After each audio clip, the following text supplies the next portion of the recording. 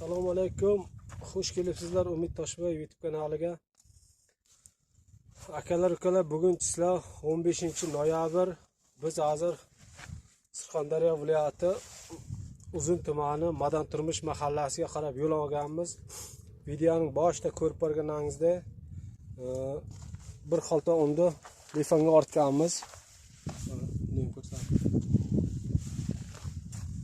Nasib xudo xolasa bitta muhtoj oilaga Madan Turmushga olib borib berishga harakat qilamiz. Biz Madan Turmush mahalla raisi bilan gaplashdik. Telefon orqali yo'lda telefonlashib ketyapmiz. Madan Turmushga olib borib, men ham to'shni bilmayman kimga berishligini. Madan Turmush mahalla raisi o'zi biladi. Shu aytgan oilaga o'z qo'limiz bilan olib borib topshiramiz. Videolarni oxirigacha ko'rishga davom eting. Biz yo'lda ketdik. Akalar, ukalar, mana keyin bizning voditelimiz, shopirimiz Nodir ukamiz bu qilayotgan ehsonlarimga o'z hissasini qo'shib yordam beryapti menga. Lifonda minib borib, qaytishda minib qaytib kelamiz birgalikda. Men bir o'zim video olishga imkoniyatim yo'q. Ham lifonda ham syomkada bo'la olmayman.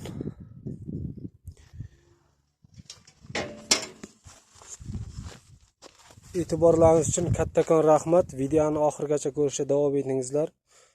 Bizning video qo'yib borayotgan videolarga bir xillar e'tiborli bo'ladi, bir xillar bee'tiborli bo'ladi. Shuning uchun sizlarga hozir bitta video qo'yib beraman. Mana shu videoga maksimal darajada e'tiborli bo'lasizlar.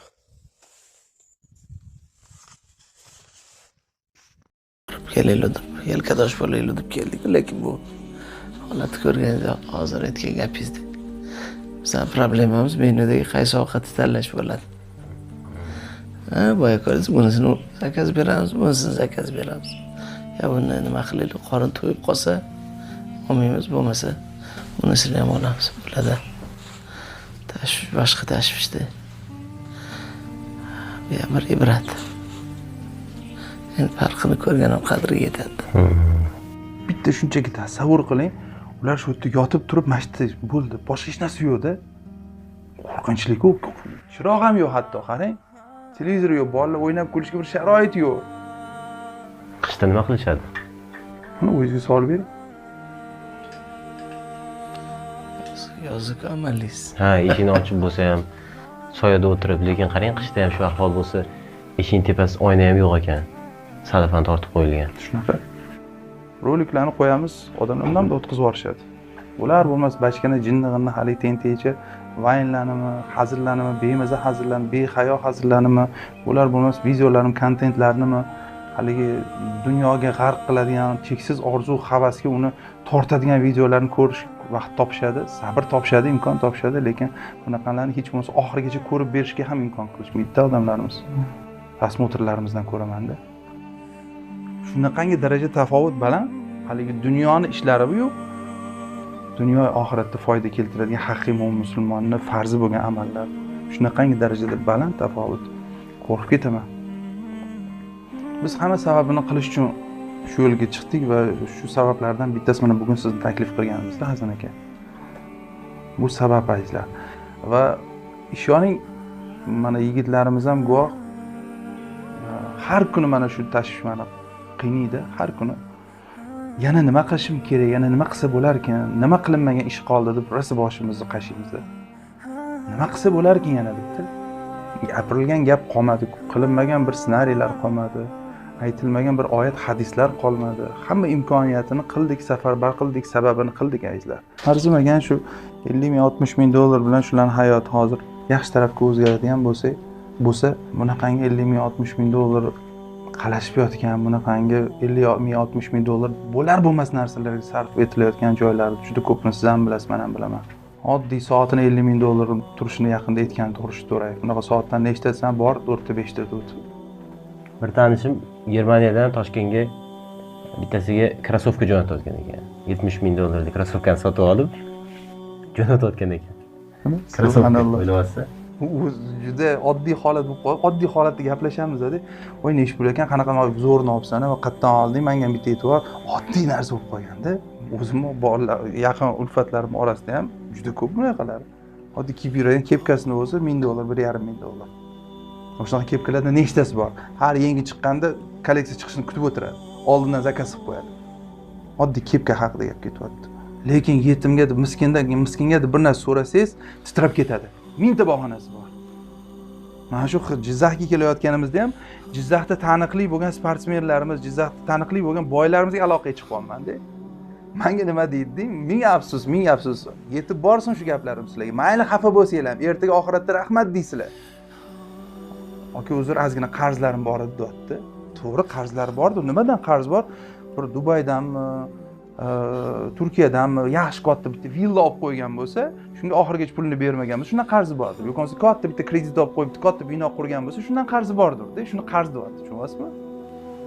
Ha, bu qarz nimadan? Sen o'zing shu nafsingning orqasidan yana deganingdan o'shani qarz deyapsan. Lekin aslida hozir shu lahzada hozir onangmi, otangmi, qizingmi, farzandingmi, ayolingmi og'ir bitta xasta bo'lib qolsin, jigar sirrozi bo'lib qolsin, yoki bo'lmasa bir nima deydi, hali leykoz kasali bo'lib qolsin, oqqon bo'lib qolsin, shunga $500,000 qatdan bo'lsa ham topish kerak, Germaniyaga jo'natish kerak, kosmosni o'zgartirish kerak desa, 50 bo'yjodan topadi.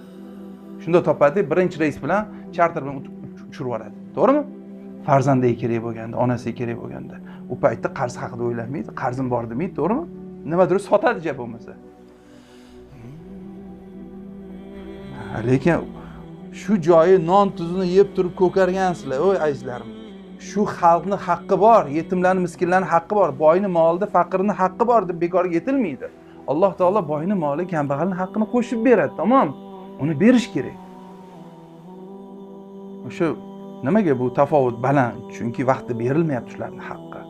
Ishoning, agarki boylar vaqtida zakotini, sadaqasini, zakot haqida gaplashaylik, shu 70-80% boylarimiz agarki vaqtida zakotini bersa, mana bu muammolar bo'lmaydi. Aniq bu. Aniq Alloh taoloni bu hisob-kitob formulasi aytlar. Hozir-ku biz indamasdan mamdan chiqib keta olamiz, bahonalarimiz bor. Lekin tutiladigan kunimiz yaqinda aytlar. O'lim yaqin. Alloh taoloning kalomidagi oyatlarning tafsirini o'qib qo'rqib ketaman-da. Qarang, Zuhruf surasining 77-oyatda aytilayotgan Alloh taoloning o'zini gaplari. Alloh taoloning kalomidan aytilyapti 77-oyatda. Do'zaxga tushganlar, do'zaxda yonayotganlar azizlar. Do'zaxda o'sha bir ko'mir misoli, bir o'tin misoli yonayotganlar, do'zaxni o'sha qo'riqlovchi farishtasi Malikka qarata derkanlarda, "Ey Malik" deb do'zaxdagilar chinqirar ekan, baqirar ekan. "Ey Malik, Robbing bizni bitirsin. Robbing bizni bitirsin, tugatsin, ya'niki o'ldirsin." Qarang, o'zi o'lib bo'lgan, o'tda yonyapti, bo'ldi. Charchadi, Robbing bizni bitirsin deb nido qiladilar. U, ya'ni Malik, albatta siz turib qolguvchisiz dedi. Shu yerda abadiy qolguvchisiz dedi. Qarang, o'lib ham qutulmaysizda o'tda. A'rof surasining 50-51-oyatlarida aytilyapti. Do'zax egalari jannat egalariga, do'zaxda yotib jannat egalariga qarata aytar ekanlar, qarang. Bizga ham suvdan yoki Alloh sizga rizq qilib bergan narsadan to'kinglar deb nido qilarlar. Albatta Alloh bularni kofirlarga harom qilgan. Dinlarini o'yin kulgu qilib olgan va hayoti dunyo g'ururiga ketganlarga derlar. Bas bu kunda ular bugungi holga duchor bo'lishlarini unutganlari va oyatlarimizni inkor qilganlaridek biz ham ularni unutamiz. G'ofir surasining 49-50-oyatlarida. Do'zaxda turganlar jahannam qo'riqchilariga derkanlarki, Robbingizga duo qilinglar. Bizdan biror kun azobni yengillatsin. Bir kungina hech bo'lmasa dam bersin deb duo qilishar ekan. Bir kungina mayli ertadan yana davom etsin degan. Qarang, bir kun hatto nafas olish kerak. Sizga rasullaringiz ochiq oydin hujjatlar bilan kelmagan edilarmi? Dedilar. Ha deyishdi. Ular bas duo qilaveringlar. Kofirlarning duosi zalolatdan boshqa narsa emas. Azizlar, bu qo'rqinchli narsalar, lekin bu haqiqat. Qanchalik dahshat, qanchalik qo'rqinchli bo'lmasa, bundoq yopib qo'yganimizda u yo'q bo'lib qolmaydi. Biz hozir bundoq qilib yuribmiz-da, ko'rmaslikka olyapmiz, bundoq qilib yuribmiz, eshitmaslikka olyapmiz. Bilib turib bundoq qilib qo'yapmiz, gapirmayapmiz, aytmayapmiz. Mana ko'ringlar, nimasiga yalloq qilishga arziydi hayotimiz? Qani ayting, nimasiga? Bunaqangi oilalar to'lib toshib yotibdi. Qanchasini ko'rsataylik? Kelinglar oldimizga. Vaqt xayriya jamoat fondi mana ma'lumotlar bazasida biz yetkiza olmaymiz imkoniyatlarimizni. Har kun tinmaydi telefonlarimiz. Tinmaydi. Homiylar uchun deb telefon qo'ysak, homiylik qilmaydi. Faqat shu murojaatdan to'xtamaydi telefonimiz. Nechta nomerimiz bo'lsa har kuni. Internetda kommentariyada yordam so'rab yotganlar qancha? Dorisiga, darmoniga, bolasini qutqarib qolish uchun bir narsa topa olmayotgan.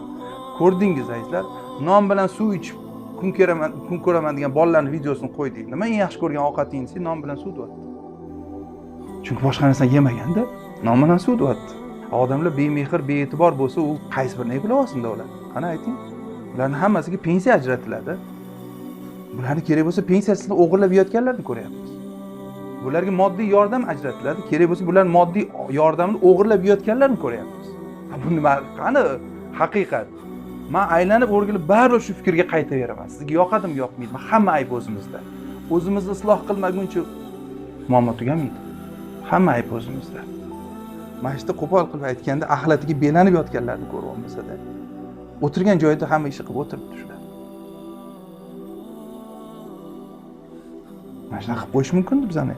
Xuddi shunaqa yaratib qo'yish mumkin edi. Allohning xohishi bilan bo'lgan narsa va bundan keyin ham shunaqa bo'lib qolmasligimizga kafolati yo'q. Ko'ryapmiz-ku, soppa-soy yurgan odamlarning o'zidan o'zi aql hushidan ayrilganini, oq-qorani tanimay qolganini, bu ertaga nima kutayotganini bilmaymiz. Va bu imkoniyatlarni, bu to'kin sochillikni, bu Allohning son sanoqsiz ne'matlarini haqqini ado etishlik, mana bundan mahrum bo'lganlarga yordam qo'lini cho'zishlik bilan bo'ladi. Tamom. Nabiralaringiz bor-a siz Hasan aka? Mana shu yotishni bir tasavvur qiling nabiralaringizni.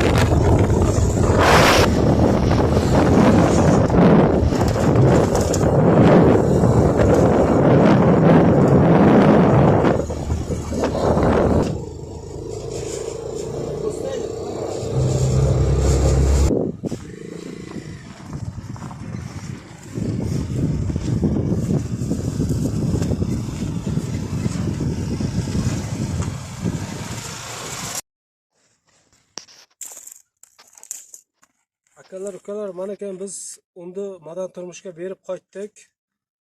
Biz olib borgan oila videoga tushishga ham rozi bo'lmadi. Uni berib qaytdik. Keyin o'zlarining nomiga ochilgan karta qo'yamiz dedik. Unga ham ko'nmadi. Kimda kim ishonmaganlar bo'lsa, Toltag'oy mahalla raisi Baxtiyor akadan telefon qilib so'rashlari mumkin.